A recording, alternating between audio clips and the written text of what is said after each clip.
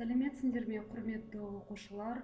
Бүгін біз сіздермен экономика негіздері пәні бойынша тауар және олардың қасиеттері деген тақырып өтеміз.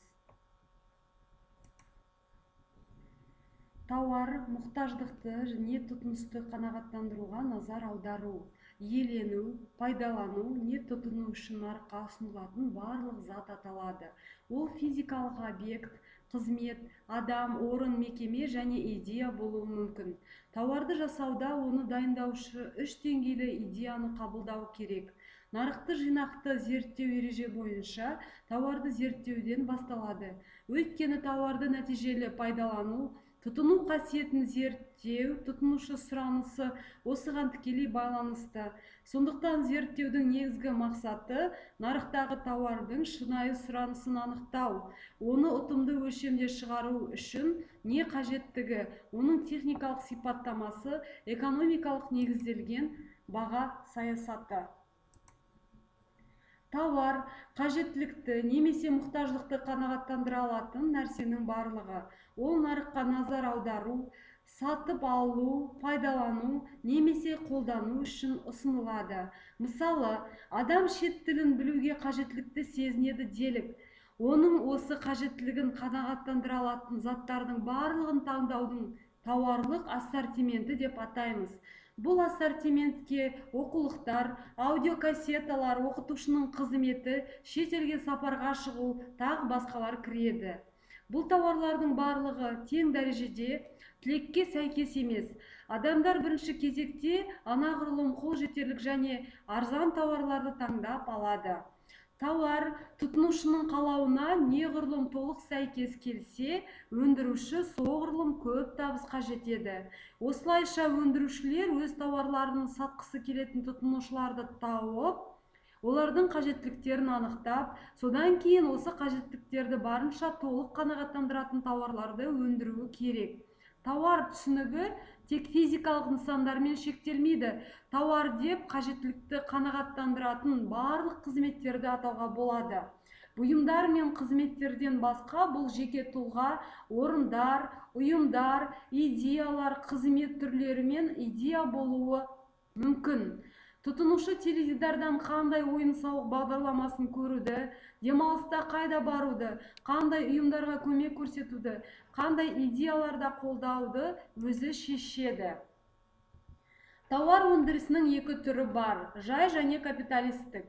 Жай тауар өндірісіне өнім тауар өндірушінің өзінің еңбегімен жасалады, жұмыс күшін жалдау жоқ. Капиталистік тауар өндірісінде өнімді өндіріс құрал жабдығы жоқ жалдамалы жұмысшы жасайды. Тауар өндірісінің пайда болу себептері: қоғамдық еңбек бөлінісінің пайда болуы, тауар өндірушілердің шаруашылық оқшаулануы, жеке меншіктің пайда болуы. Тауар өндірісінің пайда болуы үш жағдайда жүзеге асады. Ең ірі қоғамдық еңбек бөлінісінің болуы, алғашқы тұрмыстық қауымдастық қойнауында және жеке меншік пайда болуы, тауар өндірушілердің экономикалық оқшаулануы. Тауардың қасиеті: пайдалылық, құн. Пайдалылық өзінің жеке қажеттіліктерін қанағаттандыруға белгілі бір игіліктердің рөлі туралы әр сатып алушының беретін субъективті бағасы. Құн адамның өз өмірі мен әл-ауқаты үшін тұтынатын заттың маңыздылығын түсіну. Тауардың бірінші қасиеті тұтынушылық құны деген атау болды. Бірақ кез келген пайдалы нәрсе тауар бола алады ма деген сұрақ туындайды. Оған жоқ деп жауап береміз. Себебі тауар болу үшін тұтынушылық құн біріншіден табиғат өнімі емес, адам еңбегінің нәтижесі болу керек. Екіншіден, қоғамдық пайдалылық қасиетіне ие болуы керек.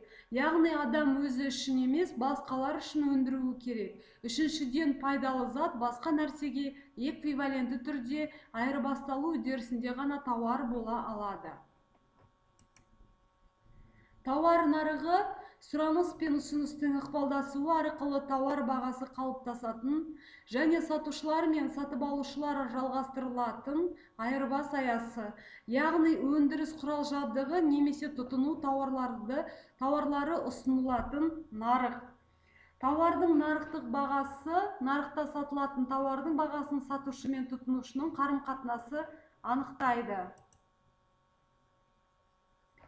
Өтінім беруші өтінім сараптау ұйымы, ұлттық зияткерлік меншік институты. Тауар таңбалары және тауарлар шығарылатын жерлердің атауларының өтінімдері алдын ала сараптау басқармасы.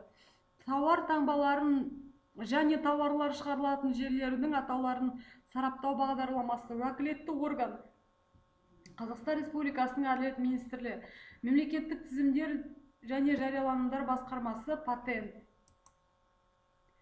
Тауар саясаты тауардың ассортименттік тұжырымдамасын, олардың сапасын және бәсекеге қабілеттілігін жоғарылатуды, өнімнің өмірлік циклін таңдауды, жаңа және ескі өнімдердің байланысын анықтауды, тауар белгілерін ұйымдастыру стратегиясын айқындауды, ораманы жасау және өндірісті ұйымдастыруды басқаруды қамтиды.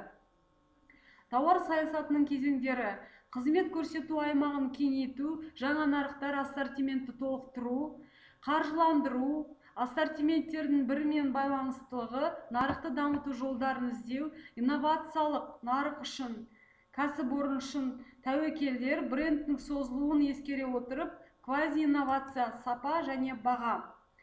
Тауар стратегиясы бұл тауар саясатының бір бағыты. Нарықта неғұрлым табысты жұмыс істеуді қалау мен кәсіпорынның нәтижелі қызметтің қамтамасыз етуімен байланысты, тауар қатарын оптимизациялау бағытын өңдеу және тауар қызмет ассортиментін анықтау. Негізгі мақсаты сатылымның белгілі бір көлемінде жету мен пайда табу.